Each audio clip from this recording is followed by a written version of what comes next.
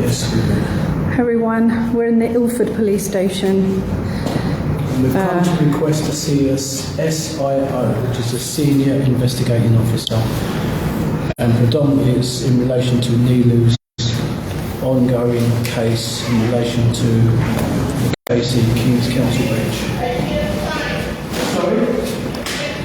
No, sorry, we're not here to sign. Oh, we just want to request that I could see an SIO, please. Is there one on site?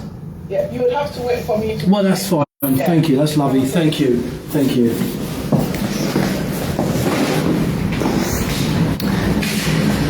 So you were saying, what is the SIO again? Senior Investigating Officer. That's an SIO. And then what's the significance of asking for him?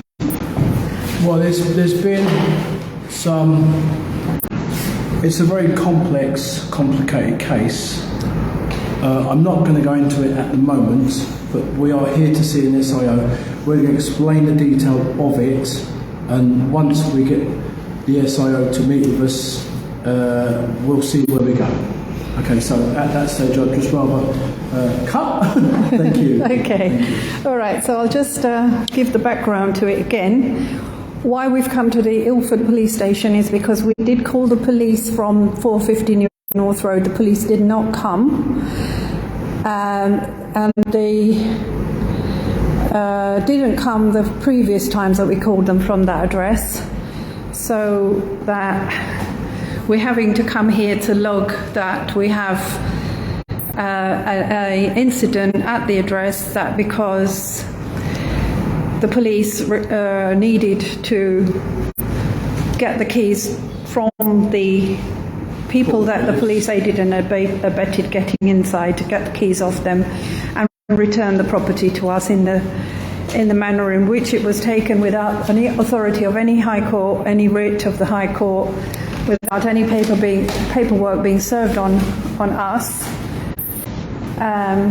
And so the onus falls on the police to put us back to where we would have been if they hadn't aided and abetted them. We say the onus falls on the police, but we're looking for the police's help and instruction in this matter. That's why we've requested to see an SIO, so he can competently advise us and help us to, as Neelu correctly stated, to gain possession of the property again. And again, it's a long, lengthy case. There has been documentation back and forth, what's called known as fettling. There's been a lot of documentation going back and forth. The last time we encountered the police, they were fantastic, I must state. They were brilliant. They was apologetic, and they said, we're very sorry for this situation.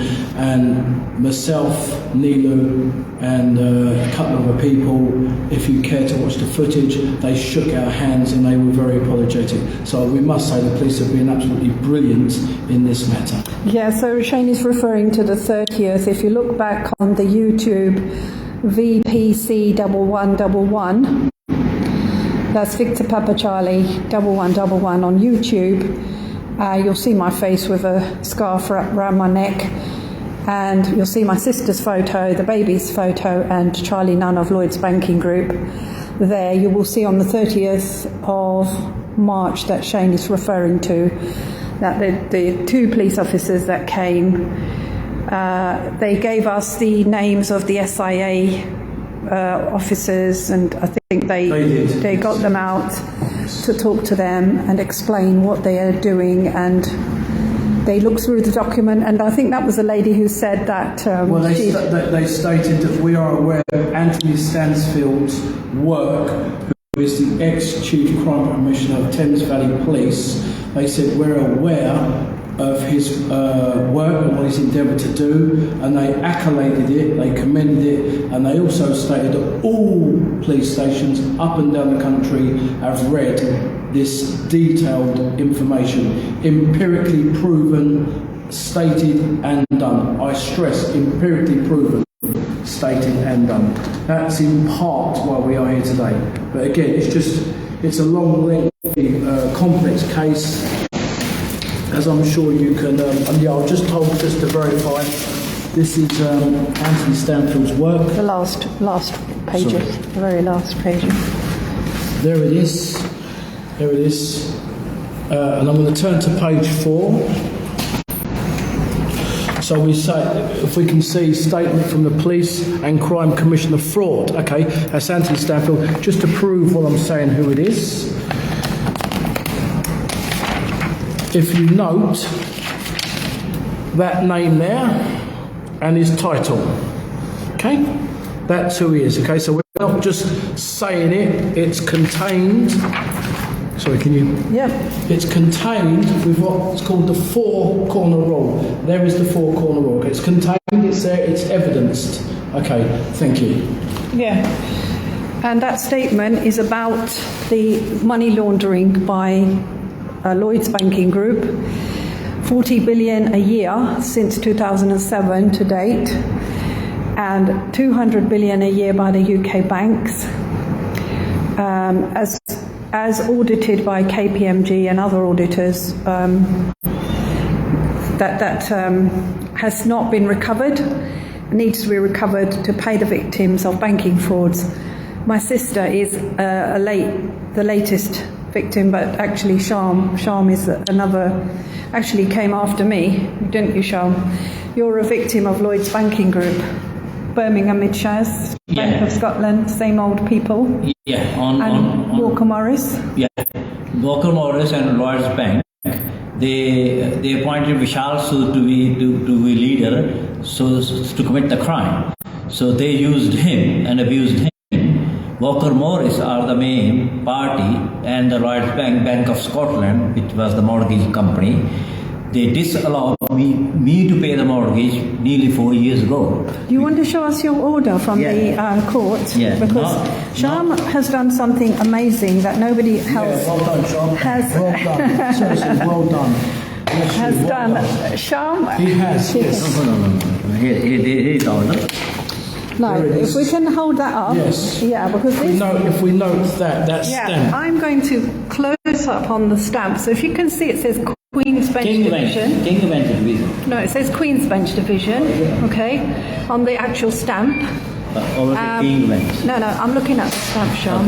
Yeah. And the order actually gives the addresses of the properties, and it says the sale is stayed pending the hearing on the 18th of April. So Sean wants people to come to the hearing on the 18th.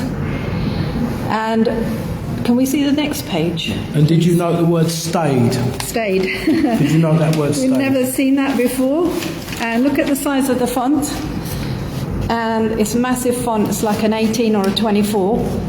And this is what an original court order looks like, but it should be signed and it isn't. And I forward those to every party, the order. Yeah. Send it by my email. Yeah, I wouldn't make that public though, because other people are on it. Because it's privacy data, isn't it? Oh, yeah. I have to delete it now. Just Just delete that part. that's the main order.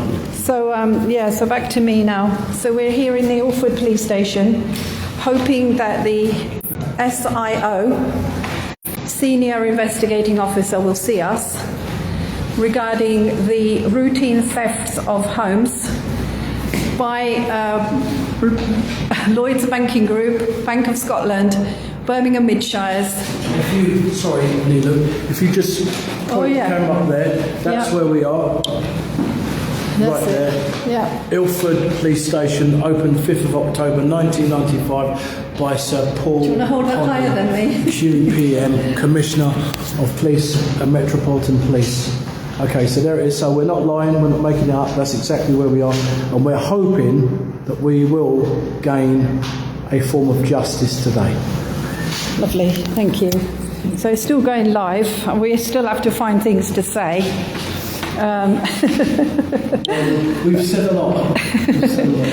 Well, you know how the lives are. There's only 3 watching, but it's a permanent record, and it's there for people to watch. So, Sean, what happened when you went to your house the other day? You found people living in there. Do you want to talk about that? Yeah, but I want to know exactly on what grounds the family is staying there, and whether they are tenant. We've been earning rent for the past 4 years. 4 months since he checked me out. Whether they are squatters, whether or illegal occupiers, I have no idea, because I have no idea whether they are the people buying the house with wrong price, with undercut price. So what did they say they bought it at? They said we are occupying this place now. Well, I am unclear. They said they bought it. They said they bought it? Well, that's what I have no evidence they bought it. No, but they said they bought it for 670. They bought it for 670. And you're offering to pay 900. 924,000 in black and white, and I got mortgage offers from 3 brokers. At 1 million. No, 924,000, subject to survey evaluation. Yeah. So they sold it at 200 and 300 and... If they really bought Less it, that means they done £300,000 fraud. Yeah. But they couldn't have bought it because your stuff is still inside. Yeah.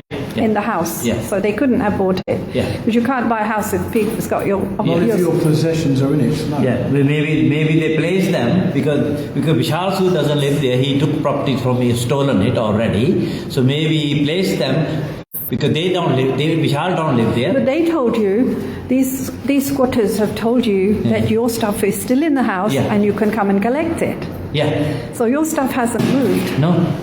So so it's still occupied. If your stuff is in there, it's occupied. Yeah. They can't sell it. So we're going to serve this order onto those because occupiers. I am completely unclear, Neelu. I'm completely unclear. Really, how much they bought it for? No idea. They can say 670,000. They could be buying for more or less. I have no idea. Yeah. Okay.